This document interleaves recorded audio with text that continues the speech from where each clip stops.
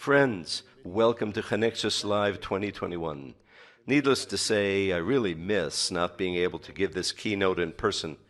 I think we're at the end of the pandemic, and next year we'll be able to do this in person. Speaking of the end of the pandemic, I think it is this moment, after these 2 hectic years in which we had to act so quickly and reactively, I think this is the moment that we can already begin to make some reflections on the things that happened and how we can take advantage of that for the future. In particular, if something was clear, it is that what the pandemic did is accelerated processes that were already happening. Things that we thought were of a certain degree, they now got bigger. They're faster transformations, and there is an increase in the acceleration of the whole process. Within that accelerated process, I think there is some things that in some way I call the software paradox. The world needs more and more software, that's clear. But what most people outside the industry are not clear about is that, on the other hand, building software is increasingly difficult. The other day I was talking about this with a person outside the industry, and he said to me, "But how can it be that the systems are becoming easier to use?"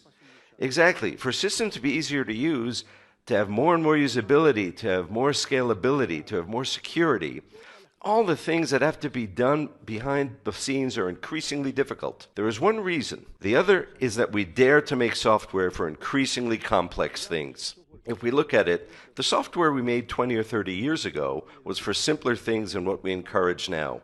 Now we encourage ourselves to do more complex things, but there's a third component, a third cause that is the center of the problem, which is that we have a lot of what is called accidental complexity.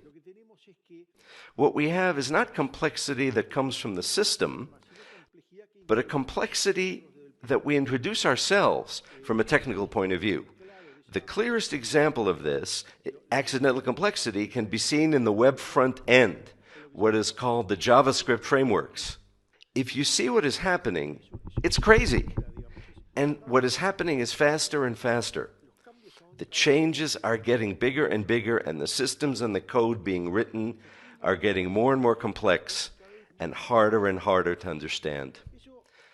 That generates, let's say, all kinds of complex situations, such as 20-something developers that quickly become obsolete because they learned a technology, certain JavaScript framework, that a little while later disappears and is no longer used. Sometimes they last 6 months, sometimes a year, sometimes what was spectacular last year, state of art, today is a thing of the past. So that constant turn of speed and increasing complexity makes us have a very complicated situation. The situation is that we need more and more software, and doing it is increasingly difficult. The question is, what's the solution? How do we solve it? The world in general has tried to solve this situation with a very short-term solution, which is to throw more people, to put more people to attack the problem. If you need to do Android, put a team with Android. If you need an app for iOS, hire more iOS people. If you have to do web front end, other web developers, and so on until we have more teams and a huge number of people. We at GeneXus made a strong bet. I like companies that make strong bets, and we have made a very strong bet from the foundation itself, which is the solution to solve this paradox. The solution to cut this Gordian knot is not to put more people, but to put more technology. Humanity as a whole ended up solving problems with more technology. Man is a tool maker. The bet we have is that the way to solve this is to automate everything that can be automated. We spent the last 2 years making a series of demonstrations of the power of that bet. GeneXus' ability to resolve the situation to make extremely complex software very quickly and at a very low cost. The example that I gave you in GeneXus Live last year was the coronavirus application. Coronavirus UI was an application that we launched in the first week when the pandemic hit Uruguay. I'm not going to go into that too much detail today, but what I can tell you is 2.7 million Uruguayans use it out of a population of 3.4 million. So if we take out the people who don't have a cell phone, practically all Uruguayans use the application. In this period of a year and a half, more or less 20 versions were made. 20 successive versions. So that is an example of GeneXus' ability to do that kind of thing. However, this pandemic reserved another challenge for us this year, a challenge that was not related to an app, but in which we also had to act very quickly in an emergency situation. The situation occurred when the vaccination process began, when Uruguay received the vaccines. It was not known, it had not been thought about yet, how to make a vaccination system that would allow the population to be vaccinated as quickly as possible. Of course, there was a vaccination system. That was nothing new. What changed everything is that now the entire population, all at the same time, wanted to be vaccinated as quickly as possible. You had a bottleneck situation, all at once wanting to do the same thing, and that forced us to find a solution to the problem. There was very little time to solve it, and it forced us to find a software solution. We had to build software, but we didn't have enough time to start it from scratch. So, in addition to the speed we had to have, we had the great challenge of integrating with a system that already existed. There was no time to rewrite everything. We had to use a lot of what we already had. But nevertheless, at least 1 million people who were going to want to register in a very short period of time, they had to be served very quickly. We developed a solution using GeneXus 17. We started doing this process, and it took a week to deliver the system. I still remember that today that system went into production. We managed to register 800,000 Uruguayans in a period of 3 hours. Without being saturated, the system withstood everything perfectly. In fact, when we later analyzed how we had done, we found that they had done excellently. We had even oversized the resources on the network. That is, we could have registered many more people at the same time. We registered all those who wanted to sign up. So what we have today is an absolutely scalable vaccination system, capable of supporting populations far greater than Uruguay's. It is a system that allowed Uruguay to be one of the countries with the highest level of vaccination in the world, and it was one of the countries that did it the fastest. Another issue, sign of the times, is that every time people are vaccinated in Uruguay, there is absolutely no paper. No one gives anyone a piece of paper. The entire process is 100% digital. Speaking with a German friend the other day, he told me, look at that, in Germany, we don't have this. We don't even have that in Germany. So this is just a little bit of what happened last year. What GeneXus had allowed us to do is to react quickly to unforeseen events. We do not think that we had to make the app. We did not think that we had to make a scalable vaccination system. But we did both projects in record time and meeting increasing demands for scalability, security, usability, and other things. So deep down, reflecting on the pandemic, I believe that an important fact that is clear is that we do not need the ability to predict. We do not need to know what is going to happen. What happened to us is all unpredictable events. No one could reasonably predict what was going to happen. What we need then is not predictability, but what we need is agility. Once things happen, we need to be able to react quickly, delivering software as quickly as possible. That is what happened during this period at GeneXus, and that is what the GeneXus community was doing throughout this period, reacting with agility to these very particular times of the pandemic. To tell us a little bit more about how the GeneXus community did this, I want to invite Gisela Bertelli and Gustavo Carichiri here. Thank you.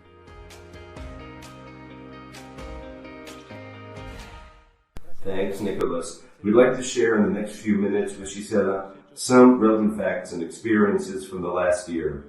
The first thing is to talk about GeneXus 17. Yesterday, October 20th, was 1 year from its release. It's a version, as Nicolás said, is battle-tested, and it has evolved.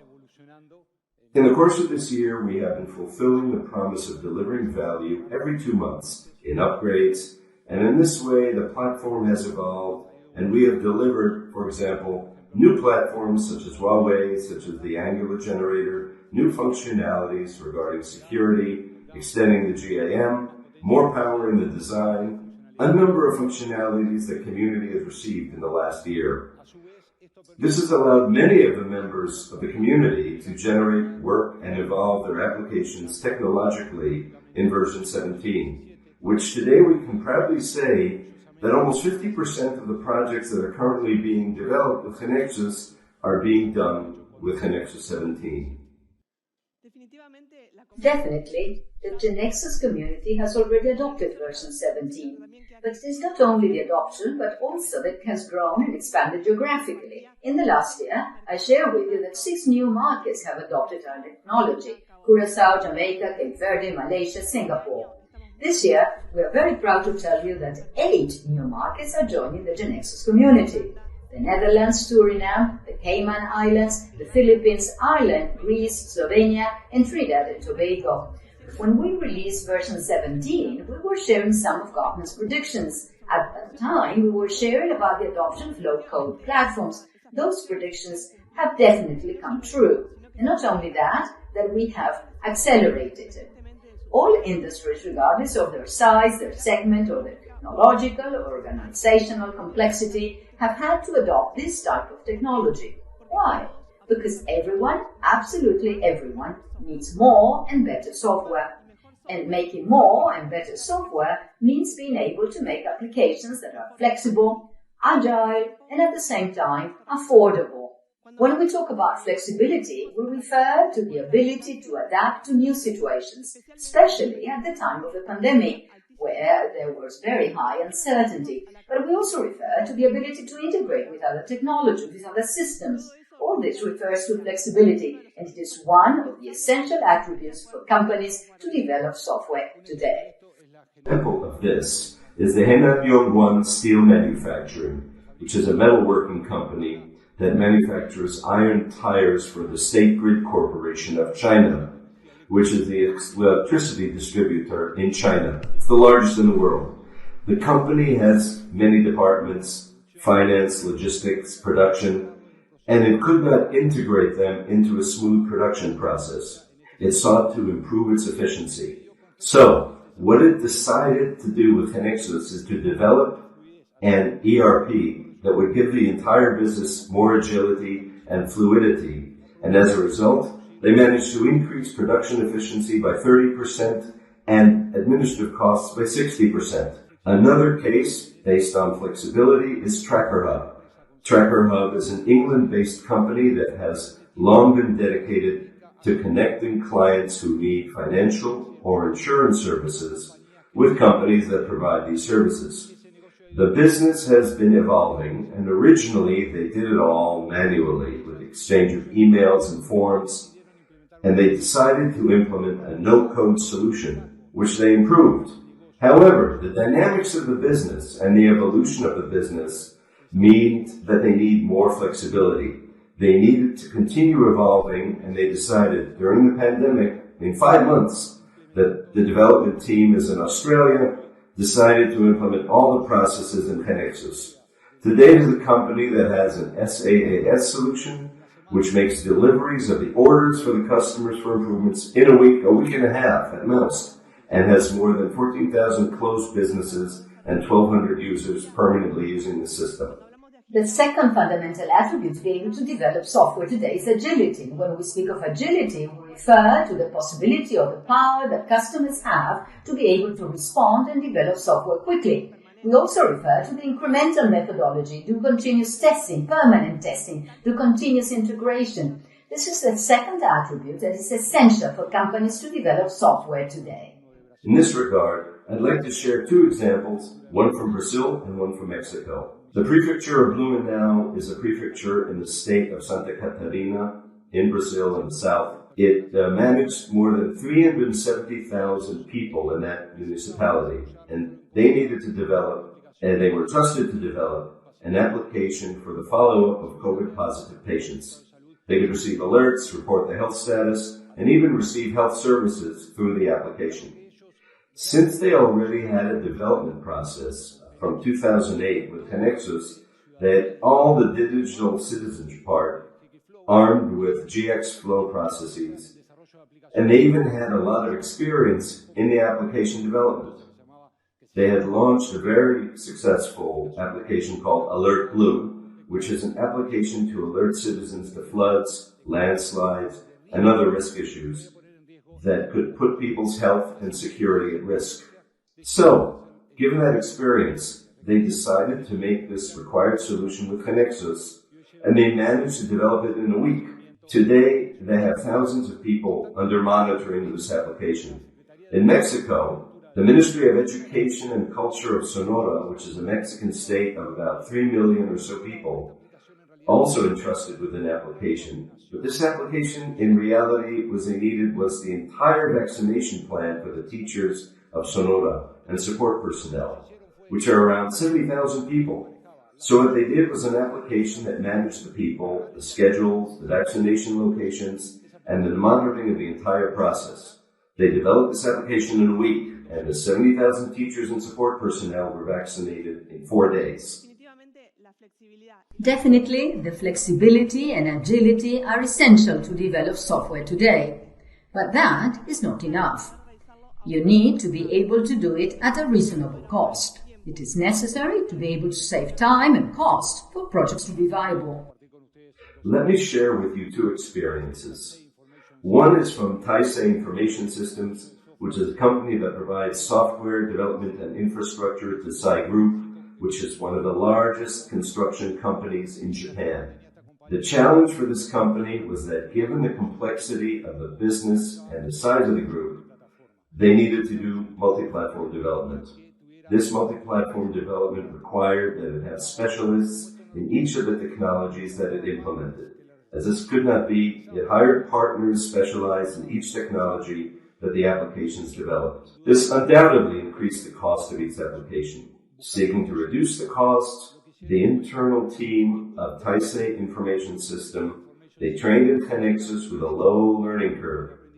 But today they managed to have an internal development team that is multi-platform based on GeneXus, ranging from design until delivery of the solutions. For example, they made an application for access to the Advanced Center of Technology, which is basically an application that you reserve time in and then go and authenticate against a totem and notify the people involved in that meeting. They did this with 30% less effort, 30% less cost than alternatives that could have implemented it. The other case is the Traditional Bank of Kentucky. Traditional Bank is a regional bank in the United States with $2 billion of capital. It has a very personalized service bank that originally used the CMS and forms developed to carry out all operations. As the bank's operations became more sophisticated and the operations that clients required to carry out became more sophisticated, it was not enough. They looked for options in the market. They could not find a solution that adapted to their needs and they could afford financially, for which they contacted the Software Information System, which developed all these forms and a number of specific applications for the bank in a few months, and actually achieved a digital transformation at a much lower cost, a cost that they could deal with at a very appropriate time market for the business. In summary, the 3 attributes that we covered today, flexibility, agility, and speed in software development, and being able to do it at a reasonable cost, were the keys that made a difference to clients in the pandemic. But it is definitely going to be the key that will make a difference in the post-pandemic. Today, more than ever before, it is necessary to be able to develop more and better software. In order to find out what are the challenges faced at this time and what are the solutions that the GeneXus clients have, we invited Armin and Gaston. Thank you, Gustavo. Thank you, Gisela. With Armin, we're going to go through the challenges that we have around technology to develop these systems that Gustavo and Gisela previously showed. And with Armin, we're going to be talking a little bit about what we have in GeneXus to face these challenges, to provide solutions to each of those challenges, and a little bit to try to organize those challenges. We separate them into 4 columns. The first of them is what we have called design and multi-experience. Last year, we were already talking about multi-experience. This year, we have incorporated the word design. Why? Because we believe that's where a lot of the challenges lie in building mission-critical software. For mission-critical software to reach users and be successful, we have to have a good design, a good interaction design, a good visual design, a good design where the interactions between the real world and the technological world really flow. And for this, we have many challenges in the construction of software. The first one is really scaling design. The concept that design is important in business. That's the first challenge. Now, what is also going to happen to us is that once we start designing, we need a certain level of coherence in the products that we are releasing within our companies. And obviously, we're going to want is the response times towards the users to whom we deliver the software do not decrease. For that, we need speed, but by having speed, we do not have to lose all the fidelity of the designs that our designers create. All of this is a very important combo and a set of challenges on which we have been working hard throughout the year in 2020 and in 2021 at GeneXus. Exactly. And to face these challenges, we have worked on a strategy that is based on 3 pillars. First, on delivering together with GeneXus more design systems, more components, styles, controls, and patterns that you can develop and move forward with coherence in your designs. Second, we have supported our partners to build more design systems and more tools so they can accelerate their developments. Third, we have worked on automating everything that is design. When you have to implement new systems with your GeneXus and you have to implement new designs in your projects. Regarding the latter, we have focused on 2 points. Importing external designs and on modeling new design systems in GeneXus. We believe that the highest productivity is achieved when each person on the team works on their favorite tool. So we think designers have to work on their own tool. For example, Sketch, the designers in their tool, for example, GeneXus. So the designer starts, makes a design, exports it, and a developer imports that design and then continues to build the application from that design. With this, it is possible to advance very agilely. And we have verified in projects at the beginning of the year in 2021 that it was possible to reduce front-end development designs times by 75%. This is the sample of the productivity that is achieved with these processes and by automating the design ops. The second point is that we have added a new specific language to GeneXus for modeling designs with GeneXus. It is called Design System Object, and it allows a greater conceptualization, a greater degree of abstraction, and in turn, this better modeling allows for better code generation. So we achieved as a final solution a design that follows the original design more faithfully than ever. Not only that, but the performance of the solution is also better. These are examples of the importance of modeling and what we achieved with modeling in GeneXus. We have used these tools to build a new design system. We call it Unanimous. This design system will be available to the entire community. It is open source, it is extensible, it is customizable, And we believe that it will be the basis for you to build many mission-critical systems using this design and accelerating the construction of your software systems and achieving consistency throughout your experience. Well, the first step is the design, but we must take this design to the users. Users receive our software, they receive our solutions through different experiences, through a web experience, through a mobile experience, through a chatbot within WhatsApp, Messenger, or different conversational channels. Some users have experiences around maps. Others need to visualize data, or instead of data, information through different graphs to be able to take actions with that and make business decisions around the information that the systems provide. Therefore, we have, as Nicolás said at the beginning, a great challenge of complexity, because each of these platforms, each of these channels, are different ways of programming at the end of the road. Therefore, GeneXus once again has been working hard on generators and different solutions for each of these problems. Here again, the key is modeling.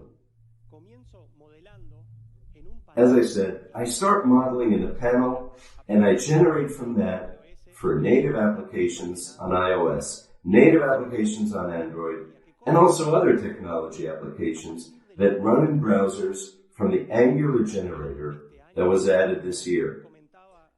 As Gustavo said, in one of the upgrades that we have been releasing this year.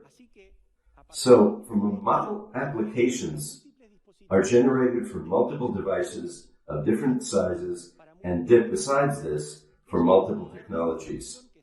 That is the power of abstraction that we are achieving today with GeneXus, and from this modeling, high productivity is achieved. On the other hand, you were talking about maps. We believe that mission-critical applications are using more and more geographic data and must manipulate it. So, we have added components on GeneXus that facilitate, for example, the visualization of geographic data, solving scenarios that require displaying that information in different layers on these maps. We don't just work on visualization, but also on all work around the geographic data when I have to insert a line or a polygon or a line or a point, so that the operator or whoever works with that solution can work on the map, modify it. So, these scenarios are also being covered and facilitated with GeneXus. Gustavo gave several examples where agile design was used. Here in Uruguay, we had the case of the National Coronavirus Plan, where throughout our system, we used design. The design team created a specialized design system for the system, specialized for what we had to solve. Web applications were designed, mobile applications were designed, and conversations were designed. This is a clear example of what a multi-experience development is. It could be said that there's enough complexity to really reach all these channels, and what we believe is that new experiences will continue appearing, and we will have to deal with them. One case is the SuperApps, which are basically native applications where within application many users use cases are solved. Each of those applications that are inside are called mini-apps. A classic case here is in China, where WeChat exists, which is similar to WhatsApp, where users who use WeChat solve several of the problems they have or several of the things they need within WeChat itself with a mini-app. For example, ordering a taxi, paying a tax bill, ordering food, etc. They do everything inside what is called a super application, which in this case is WeChat. In China, there are many more, and they have been evolving, and many super applications have been appearing. Well, we believe that in the West, the same is happening, and will continue to happen. And for this, in 2021, in GeneXus, the first low-code tool that will allow two things. On the one hand, in those existing super apps, such as WeChat in China, it will allow the creation of applications called mini apps that run through those existing super apps like WeChat, Alibaba, Baidu, and others. On the other hand, in the West, we have unique technology to allow us to build super applications with different use cases that I will not go into detail here because other talks will explain about those use cases for which GeneXus is going to give solutions. Jaime Gonzalez in particular is going to talk about these cases. And well, multi-experience is a very important thing along with design, and we move on to the challenges of integration and evolutions of the platform. Well, we are already entering more technical, low-level issues and other challenges, where this is where we had to attack multiple experiences, is also taken to the technical scope, the low-level scope in particular. When I have to build a mission-critical application, I have to know multiple data storages, relational, non-relational, of objects, of different origins. The data can be multimedia data or not, videos and others. But I also have to integrate with different services that in turn have different protocols such as gRPC, GraphQL, REST, SOAP, and thus they will continue to evolve. But at the same time, I also have to work with and involve different architectures, and thus I eventually have to integrate with different providers with different integration techniques. And if that wasn't enough, the challenge that I have is that I am building mission-critical software that generally evolves and has to survive over time. Therefore, I have to pay attention to the evolution of each of these protocols, to the evolution of each of those data stores or whatever. This is a grand challenge, and we are seeing and solving with GeneXus. Exactly, you said it. These mission-critical applications require code generation for multiple technologies. It is necessary to generate for a lot of technologies, to integrate with multiple technologies, and then to deploy all this on multiple technologies. GeneXus is in many projects today, like ones we saw with Gisela and Gustavo. But we have focused on, during 2021, on the integration. Specifically when we talk about APIs, we now have GeneXus a new API object, with which I declare the API of my system. It is then clear, in my knowledge base, what is the API of my system. The interface is clear, and the implementation for that interface is clear. And I can also declare in the middle of a mediation layer that allows a better evolution of that system. I can evolve my system without disruption, without breaking my API interface. I can evolve the implementation without breaking that. And that is very important in this world. This world is very disruptive. APIs evolve with a lot of disruption and with GeneXus. We believe that lowering these levels of disruption is a great contribution to the community. The second point we have worked on is what you mentioned regarding technological evolution. And this is continuous, constant work. Specifically in .NET, our .NET generator today already generates for .NET 5, and as from November, it will generate for .NET 6. And this is done in accordance with Microsoft, which also releases November .NET 6. This is an example of how we are going along with the technological evolution, specifically with our partner Microsoft. We have been going along with this evolution since the beginning, since Microsoft released .NET in 2001, and we already had our first generator. Now, not only was there evolution in the Microsoft world, there was also disruption in the Java world. But from GeneXus, you can generate for the new technologies or for the previous ones. Evolution becomes easier with GeneXus. All these applications do not have to be generated, as we said today, but also have to be deployed on multiple technologies. On-premises applications, in the cloud, or in hybrid environments are deployed with GeneXus, so allows systems to evolve much faster. In fact, these are the values that are most appreciated about GeneXus. That with GeneXus generating code, it's possible that the investment made in software development lasts longer. Also, given that we generate for multiple technologies, the level of coupling with suppliers is lowered. In other words, reduce the lock-in that you have with each of your providers. As I said, these are the values that GeneXus companies and governments most appreciate, and we have continued working in this during 2021.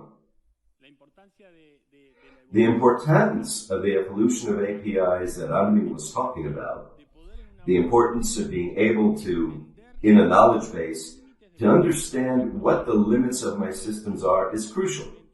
In fact, we experience it strongly in the second stage that Nicolás was talking about, not in 2020, but in 2021.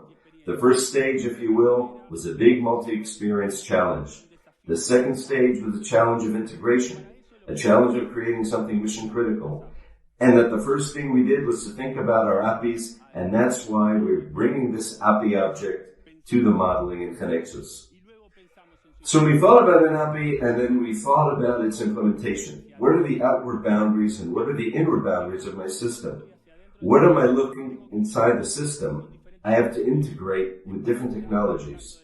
In particular, in the case of the vaccination system, we integrated with a non-relational database like DynamoDB, relational databases like MySQL, Postgre, and some other modules with SQL Server, for example. But in turn, we also did integration with AWS S3, with a nature of data of different types, taking care of different aspects, and we deployed as Lambda functions.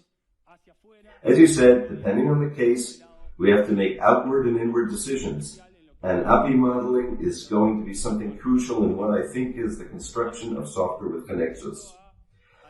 Moving on to the mission critical column, we call this to systems like this one that we had to build for the vaccines, where we could not fail.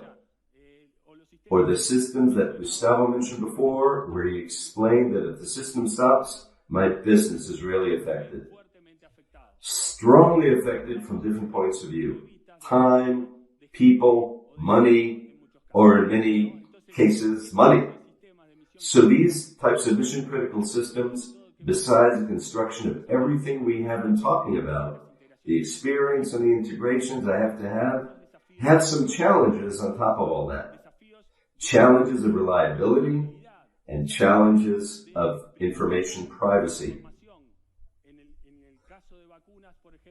In the case of the vaccination system, for example, we had to comply with certain government policies regarding data protection and security. Then, in this case, there was also a strong challenge that I think all systems will have, scalability. No user is going to ask us to make the system scalable. What the user is going to ask us is that the system responds with performance when the request is made. That is scalability, that it responds under any circumstance with a number of users that want to access the system at that time. And well, I think that in mission-critical systems, something that is often omitted is data modeling. We believe that is still fundamental in the systems that are built with GeneXus to think about data modeling, the nature of the data, how that data is related, and the security around that data. Regarding the security, that's one of the points that we've worked on heavily for mission-critical systems to be successful. Exactly. I mean, creating mission-critical solutions is the cradle of GeneXus. It's what GeneXus was born with. So now I want to tell you about what we focused on in 2021, and specifically on one of the points that you mentioned, which is security. The first thing here is that we want to deliver secure code and increasingly secure code. That is why the code generation by GeneXus is now more secure than ever before. The code we deliver in the form of standard libraries, both developed by us and by third parties, is also more secure than ever.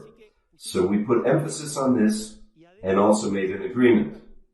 We made an agreement with Veracode to deliver more and more secure code.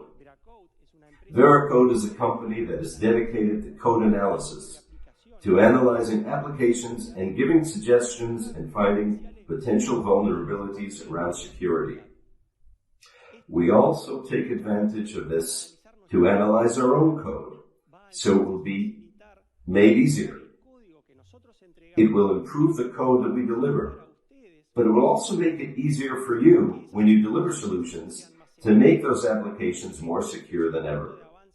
So this is a point of progress that we have had this year, and it's really worth mentioning. Now, what we were talking about up till now regarding code analysis was the generated code. Actually, the code that you write in GeneXus is at a higher layer. You model in GeneXus, you write code in GeneXus knowledge base. But what we have now is a new tool called Security Scanner, which analyzes that code that you write yourself and makes recommendations or finds potential vulnerabilities in the code that you wrote. So with GeneXus, we now have a static code analysis. It can be run by a developer, and it can also be run in an automated DevOps process to ensure continuous improvement of the security of your solution. Going down to the integrated GAM security model, which comes bundled in GeneXus, we have worked on several points.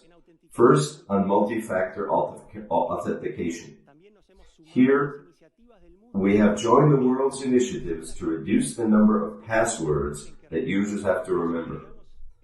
That's why we added support for the one-time password protocol, also in GeneXus, when you use GAM. But it's not just our users, the people use the systems. The systems talk to each other. You make mission-critical systems that are sometimes also based on microservices, and those services have to authenticate and authorize each other. For that, we've also added support for new protocols specifically for that. And then we added more support for more protocols for identification and authentication with external providers. In that scenario, where you don't want to record the passwords of your users, but you want third-party entities to take care of the identity of your application, we have added the OpenID Connect protocol, and with this we have completed the list of protocols needed to integrate the most important identity providers around the world.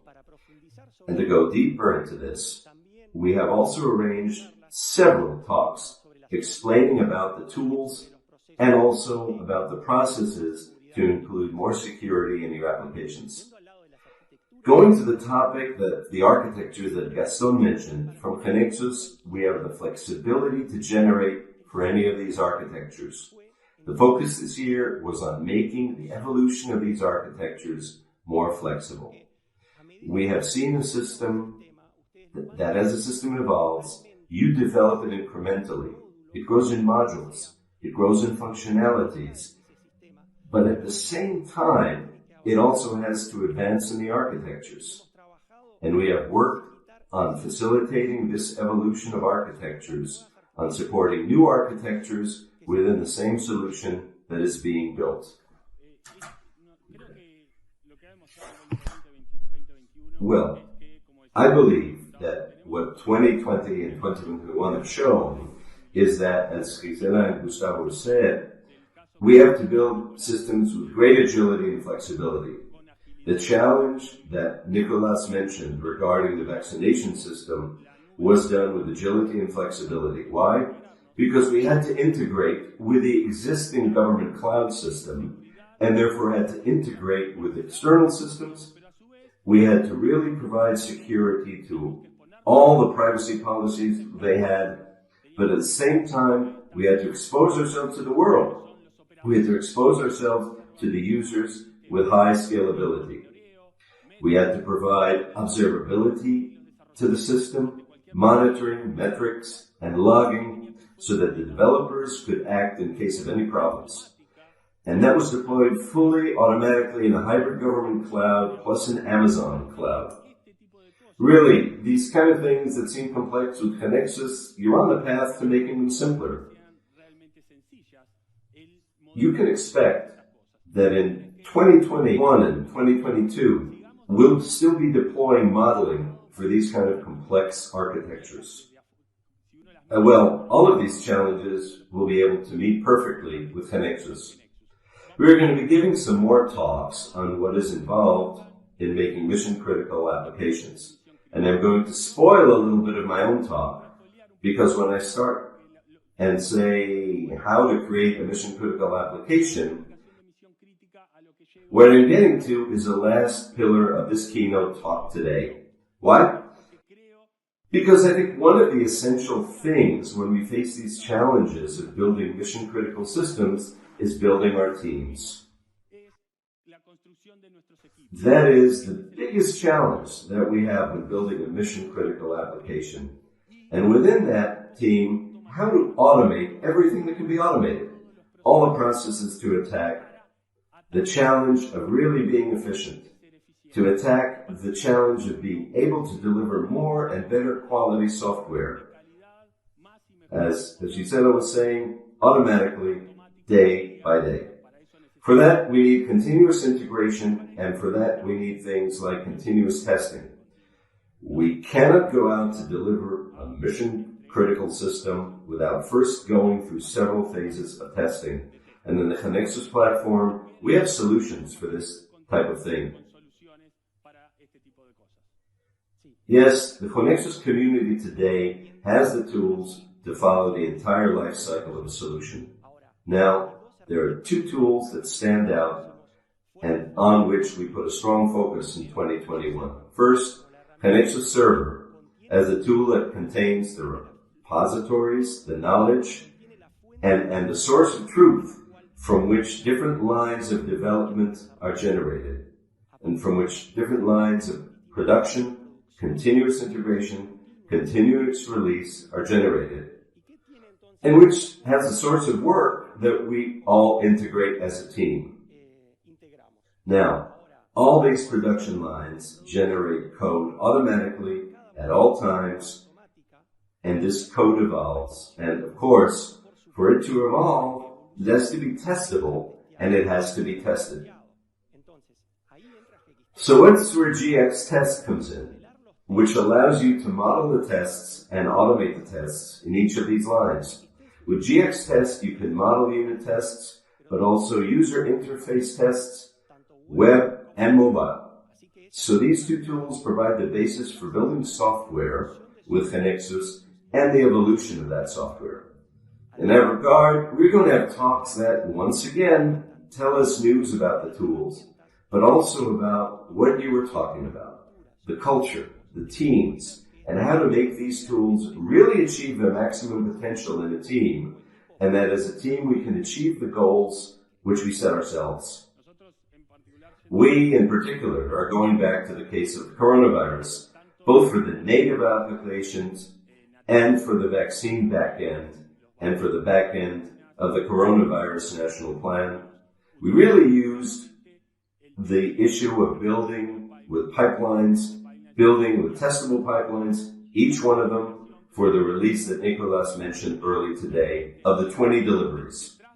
Behind those 20 deliveries of native applications, there are thousands of partial deliveries where we tested, and if the pipeline passed, let's say production, we put a new version of a backend or a service in production. It is fundamental for the construction of mission-critical applications to really have this type of tools that allow us to evolve without fear, if you will, between one version and the next. But in addition to all these things, and in these products that are continuously evolving, we're going to evolve and continue to evolve in this year and next. What we worked hard on, what is called our web platform, taking GeneXus to the web. Why do we want to take GeneXus to the web? Well, for several reasons. One is that anyone can discover our technology without any problems. That's something we already had previously, but now, in this business of building mission-critical applications, building applications with a lot of profiles, for example, a designer, it doesn't seem to make much sense for the designer to have to download a development environment to interoperate with other people. So the import from Sketch could do it directly with the web platform, but also those who analyze business processes, business analysts, process analysts. It does not make much sense for them to download a development environment for drawing and analyzing the business processes that they are going to be designing and then implementing other layers, other roles. And so GeneXus Web now has BPM modeling directly on the web. And we could also think of some interfaces.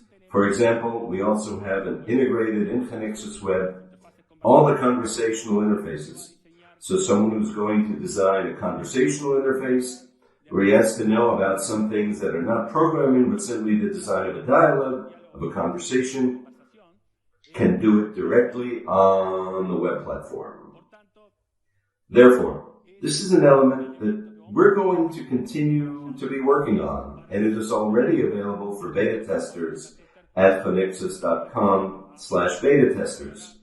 They can enter and start exploring this whole world of GeneXus Web, which is going to be, let's say, another development environment for some profiles. And well, so we have gone through the 4 categories. We have gone through the challenges that it really means today to run a mission-critical system. The challenge really is digitization. And to achieve digitization, we need tools. We believe that Armin and I, that we have shown that GeneXus is more prepared than ever to attack this digitization, but not only in what is the construction of the software, but what is the evolution of the software. We believe that GeneXus is the only tool today that allows us to make a future-proof software. We have really worked hard with the entire GeneXus team to deliver the material and to be able to explain more in depth this statement that I'm saying about why we are ready to digitally transform companies. We have more, about 40 videos, 40 talks that go deeper into different topics in different categories, which will really prove what I'm saying, what I'm telling you about, what I'm convinced of, and that is a reality today. Thank you very much, and I leave you now for closing with Nicolás Jodal.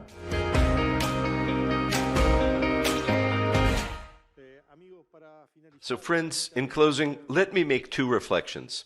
The first is related to our mission. Our mission in the world is very clear.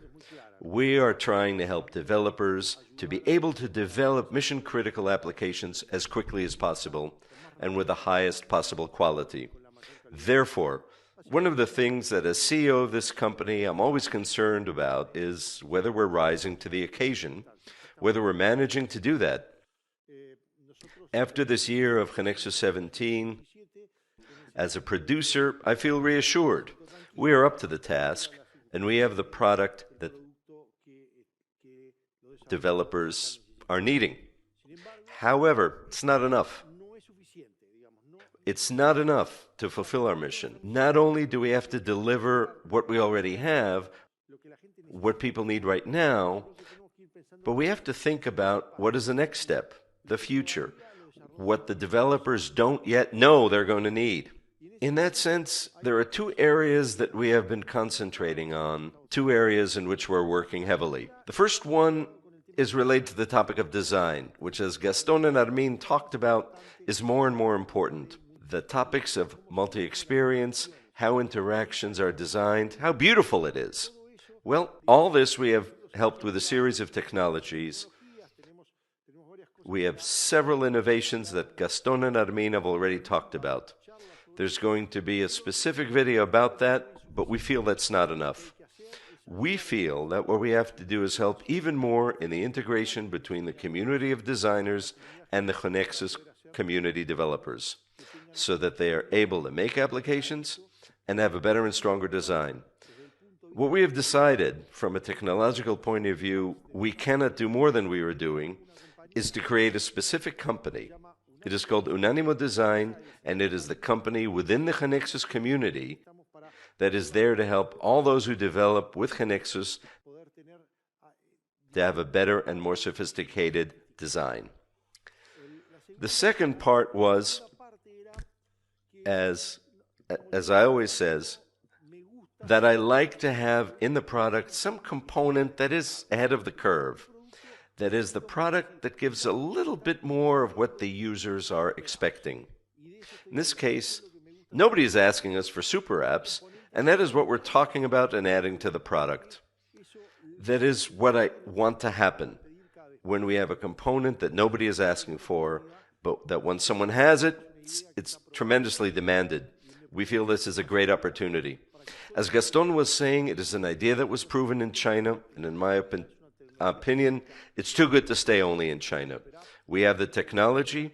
It is a unique technology to be able to make this type of super app, and these are the things that make me feel happy. This is the first reflection on the company's mission. Before, I was talking a little bit about the pandemic. The reflection is, what is coming after the pandemic, and what did I learn during the pandemic? And I think from a technical point of view, what we have seen throughout the pandemic were many huge failures. I mean, we've seen software products that ended very, very badly. And if you look at it, why did they end badly? What's the root cause? A lot of times it's because the teams did everything they could not to program, not to write code. It's like sometimes that given the software paradox that I was talking about at the beginning of this keynote, it's so hard to develop that people have been looking for ways not to code, and that ends up with catastrophic situations.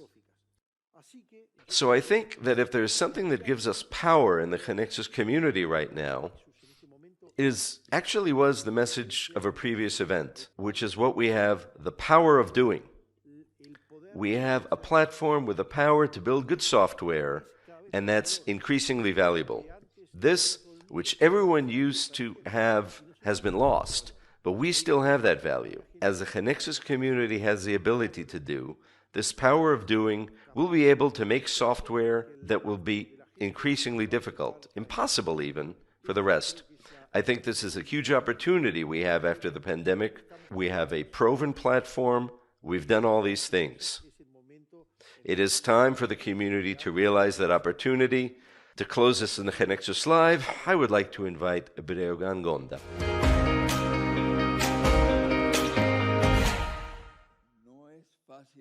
It's not easy to talk after all I've seen and heard, but at the same time, it excites me, and unavoidably, I tend to make a comparison. 32 years ago, we launched our first GeneXus, a solid but Spartan product that did everything it offered, but offered little. And today's product, formidable. And I don't want to be redundant,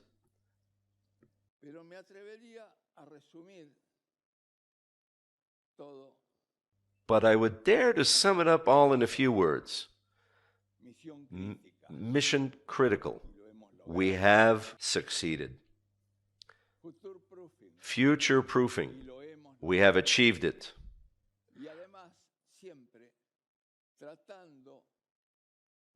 Always trying to give our customers all the best possibilities to choose from. So, there is no need to talk about what we've been up to until today. But what happens now? What are the needs of the post-pandemic market? Are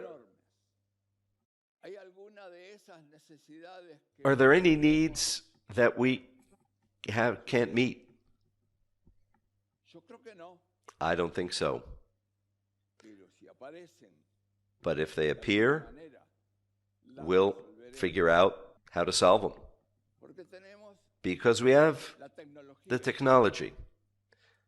We have GeneXus. We have an incredible team.